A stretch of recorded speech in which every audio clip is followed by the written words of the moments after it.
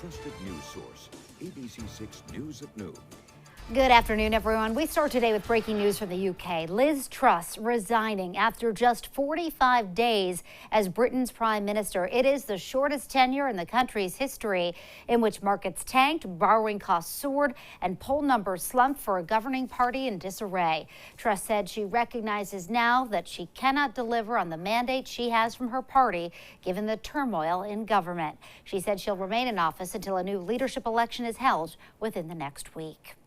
And now new this noontime, Dighton police are looking for your help in finding a missing child. Police say they're searching for 14-year-old autistic boy who was last seen on Summer Street. This was in North Dighton around 9 o'clock this morning. This boy has blonde hair, blue eyes, and was wearing a gray and teal shirt, a lime green jacket, and gray sweatpants. You're asked to call 911 or DPD directly if you see that boy.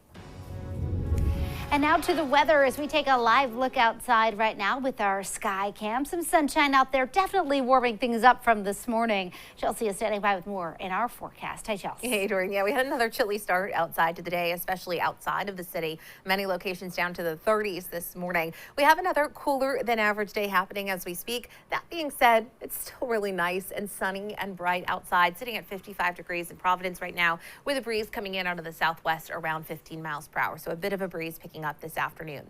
Most of us in the low to mid 50s range, very similar to where we were yesterday at this time. Full sunshine outside again today, and that continues into the afternoon and our evening hours. So in your hour by hour forecast, you're looking at perfect sunshine for the rest of the day today. Temperatures hovering in that upper 50s range, maybe a degree or two warmer than yesterday afternoon's high temperatures. We have another clear and chilly night ahead of us, but today is our coolest day on that 7-day forecast. We slowly start to see temperatures climbing beginning tomorrow and then into the start of the weekend. I'll have much more in just a few minutes. Doreen? All right, Chelsea, thank you. A potential change in zoning laws for college students in the city of Providence has raised concerns about the economic impact this could have on students as well as renters across the city.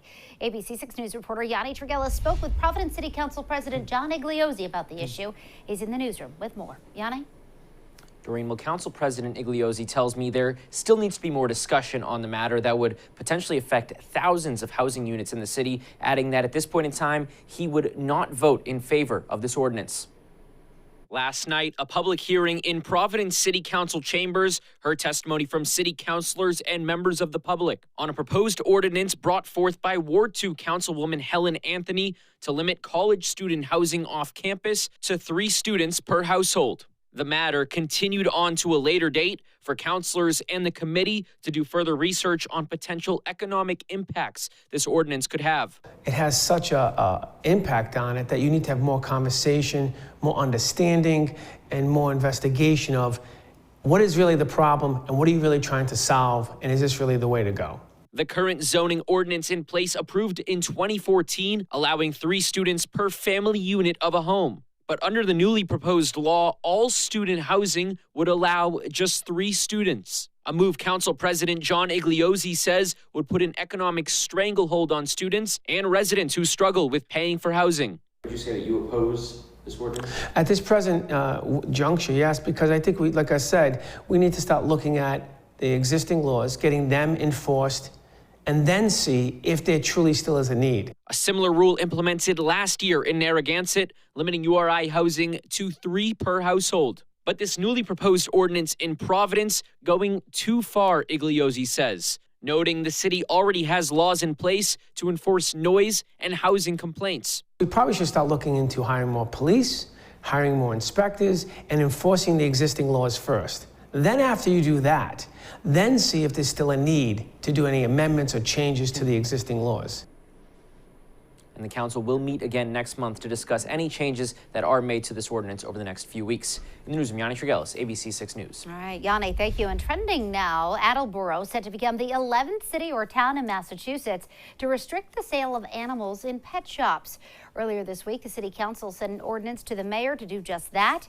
Cats, dogs, rabbits, and now guinea pigs will not be sold in Attleboro pet stores under the ordinance. Instead of selling the animals in pet stores, local shelters will use the space in them to display animals they have for adoption. Animals that are sold in pet shops generally come from puppy mills or animal mills, depending on the type of animal. So we're really looking to make sure that people who purchase animals in Massachusetts purchase animals that are healthy and that are raised in humane conditions.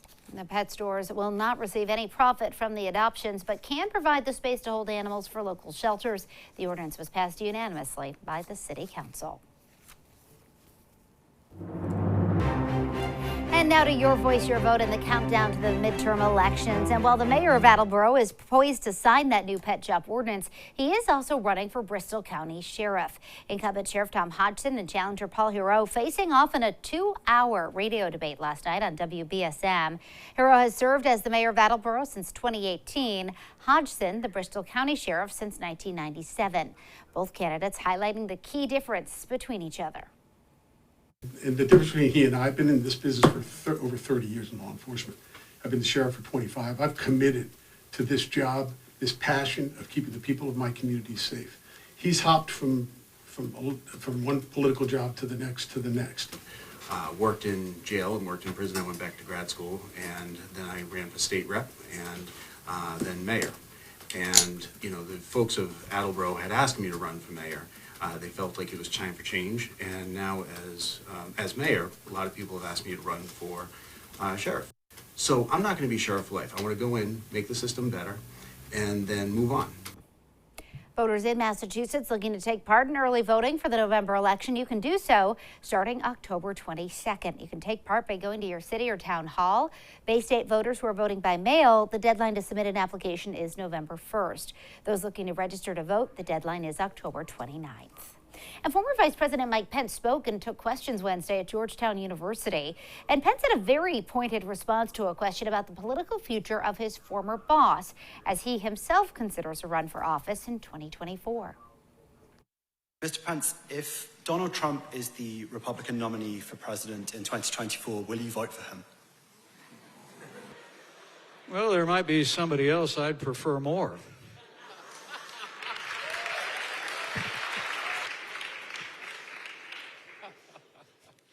You know, what I can tell you is I have every confidence that the Republican Party is going to sort out leadership. All my focus has been on the midterm elections, and it'll stay that way for the next 20 days. But after that, we'll be thinking about the future, ours and the nation's, and I'll keep you posted, okay? Pence said that he and his wife Karen will reflect at the right time, maybe in the months ahead, to determine what this calling is and to follow that calling. For more information about voting in both Rhode Island and Massachusetts, as well as the issues and candidates in the November general election, we do have an election guide for you. It's up on our website. That's abc6.com. And now to an ABC6 News update. Woonsocket High School and Woonsocket Area Career and Technical Center will both be closed for a second day today. Both schools closed early on Tuesday after a pipe burst in a classroom causing water damage. A cleaning company has been called in. The pipe is being repaired. School officials say they hope to have the school back open tomorrow. And still to come here on ABC6 News at noon, hospitals across the country sounding the alarm about a significant spike in respiratory illness among children. What's causing the uptick and why it's not COVID. And later, meet a Rehoboth man who competes professionally in arm wrestling. How his decades-long run at the top started years ago at Attleboro High School.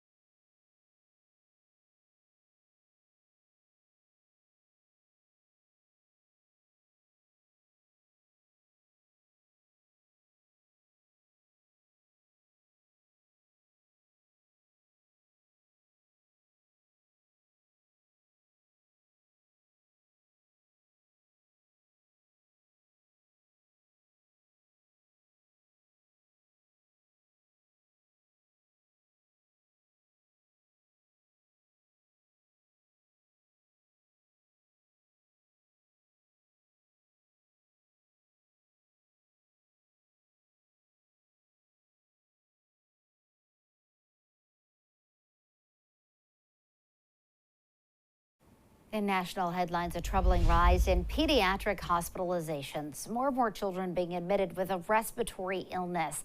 And doctors say it's mainly not COVID. One hospital in Connecticut is so overwhelmed, it's considering setting up a field hospital.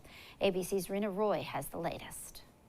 Exclusive footage takes us inside the emergency department at Connecticut Children's Hospital in Hartford, where more than a dozen children are waiting for beds.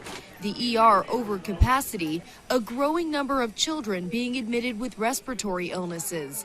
Officials considering asking the National Guard and FEMA for help. We're thinking of other alternatives as well as adding space such as a mobile hospital out here on the front lawn. Some hospitals so overwhelmed they're treating their young patients in the hallways or setting tents up outside. We're seeing a very high volume of patients and very high acuity. A surprising number of kids who are sick and requiring admission. Hospitals in at least 27 states feeling the strain. Doctors associating the increase partly with looser COVID restrictions, no social distancing, less mask wearing, and therefore more exposure. In Fort Worth, Texas, 4-month-old Lindy Green was hospitalized with RSV. She was just really lethargic. She was sleeping pretty much nonstop. Started running a pretty significant fever. Lucas, also 4 months old, has now recovered from RSV after being hospitalized in Indianapolis for irregular breathing. Every day he was getting worse, not better. Experts warning we could see an increase in respiratory illnesses with the flu season right around the corner. The next 4 to 8 weeks are going to be challenging for us in the healthcare system. To help avoid a difficult winter, healthcare officials are stressing the need for families to get up to date with their vaccinations. Rena Roy, ABC News, New York. And still to come on ABC6 News at noon, Chelsea has a look at your full 7-day forecast. We'll be right back.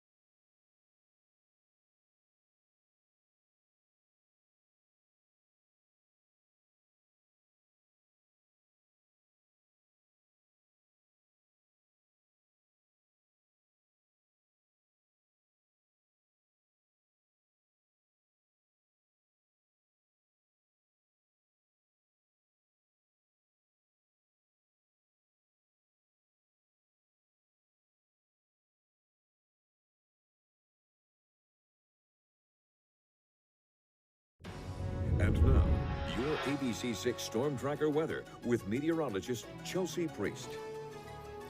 Another picture-perfect fall day out there. You're looking at sunshine. It's on the cool side of things, but really pretty outside over Providence right now.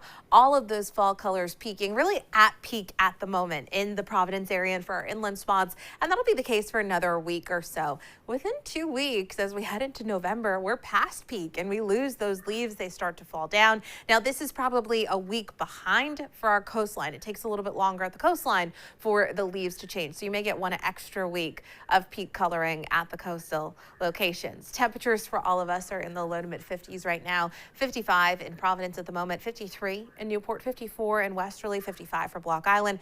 Fairly uniform temperatures after some of us woke up this morning in the low 30s, while others were in the upper 40s. We had a wide range of temperatures early this morning.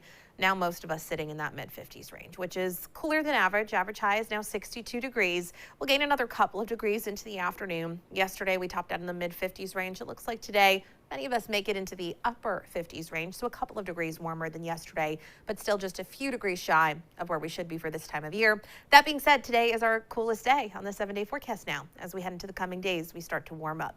It's another day very similar to yesterday in that we have this breeze coming in out of the southwest.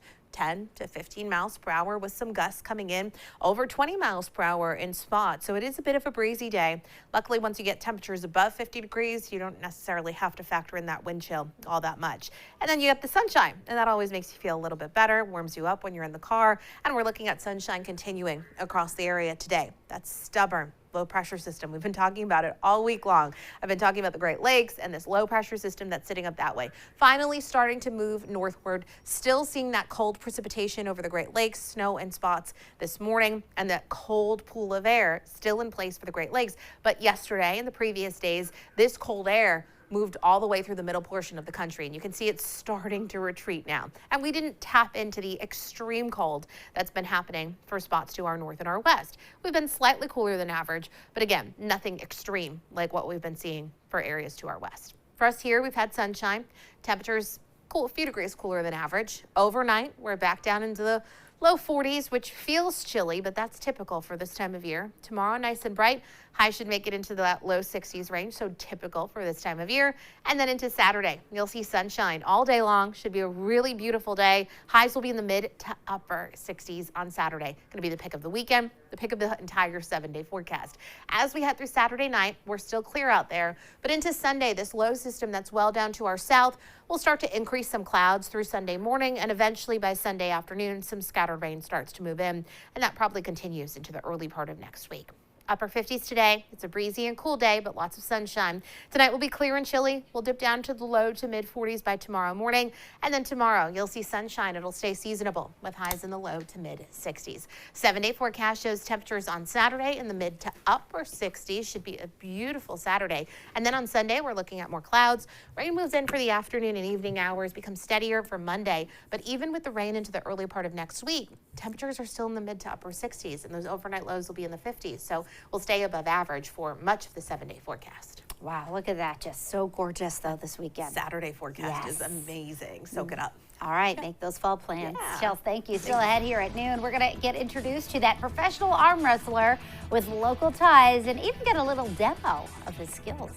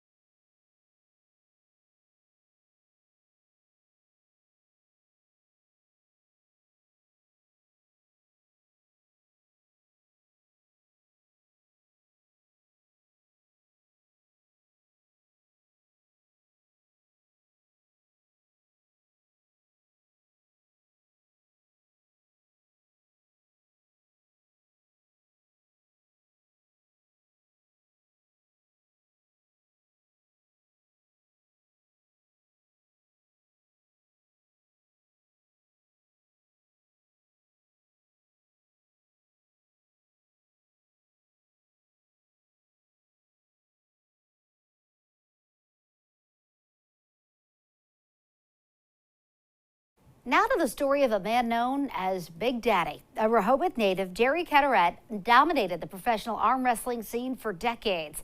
Now, after some time off, he's looking for a comeback. Here's ABC6 anchor Casey Camps. Jerry Carteret! Big Daddy is back on the big stage once again. The Rehoboth native, one of the most recognizable faces in the sport of competitive arm wrestling. Jerry Carteret. Oh my goodness! As successful a career you'll find. It started so simply years ago when he was just a young football player at Attleboro High School. So we had an arm wrestling table in our gym, which is unique. His athletic director at the time, an arm wrestling enthusiast, setting up a meet with all the high school athletes. A meet Jerry thought surely he'd win. And I got beat by, I think, everyone. I think the cheerleaders were taking their turns beating me. It only fueled his motivation, though. Now I'm naturally learning this and getting better at it. Within that year, as a young teen, he won his first New England championship, and in only a 7-year span, he became a U.S. national champ and world champ. Trying to get it arm. Michael looks like he's got plenty left in the tank in the position. That was a pit. Wow! I'll tell you what. I go from me chasing people to being the one people are chasing. A reign of championships that could not be touched for a long time. But then, I was off for almost 2 years. a back injury, a family, maintaining a full-time job, and then the COVID pandemic. Arm wrestling took a back seat for Jerry. I was out for about 18, 19 months. They took me out of the rankings. But they couldn't keep the big man down forever. This past August, the chance of a lifetime, Jerry invited to Turkey to compete on the world stage again. It was amazing. The contest itself was super difficult, but to come out with the championship, it was so cool. And he's not stopping there. Dad, I've been number one for 30 plus years, right? 30 plus years of being number one at something. That's insane. If you mentioned the story at Attleboro, and what if that like apparatus wasn't there? Do you think you'd still have found this sport? I don't think I would have, right? This wasn't a sport that I went out looking for. This is a sport that I look at found me, right? That table is in there, right? It's just, things happen for a reason.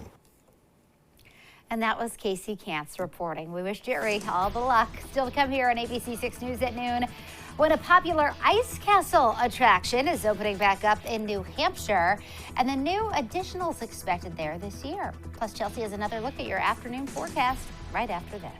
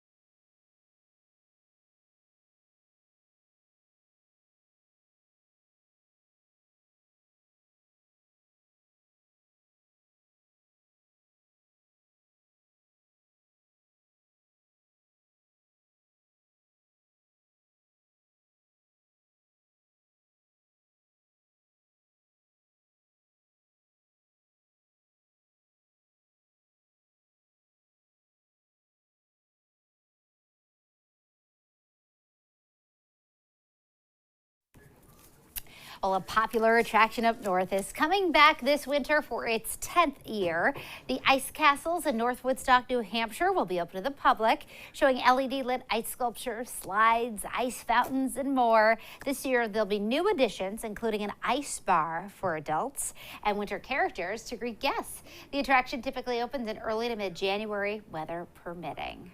Such a cool event. Oh, it's definitely on my list. Yeah, you have to go. I haven't It's gone. amazing. I know. It's amazing. Yeah. It's so beautiful and really neat. And Yeah. it just made me feel cold. Very looking cold. At that video. I know. You can wait till January for that. Oh, yeah. Yeah. We're not there yet. Pump the brake. It's been chilly in our morning hours especially, but it is the middle to later part of October, and our average lows are down into that low to mid 40s range. So we've been feeling a bit more seasonable. Today is still breezy and cool, but perfect sunshine. Temps topping out in the mid to upper 50s range. And then tomorrow, actually make it back into the 60s. Should be a nice day. Saturday looks even better. Sunshine. Temperatures coming up into the mid to upper 60s. A great day to do all the fall activities, all the Halloween parties, everything going on. And then on Sunday, you're looking at rain moving into the area. It looks like there'll be clouds in the morning. The morning should be dry, but rain comes in for the afternoon and continues into the early part of next week. But temperatures at least are mild in the mid to upper 60s. All right. Thanks, Chelsea. And thank you for joining us for the news at noon. The news continues first at 4. Have a great rest of your day, everybody.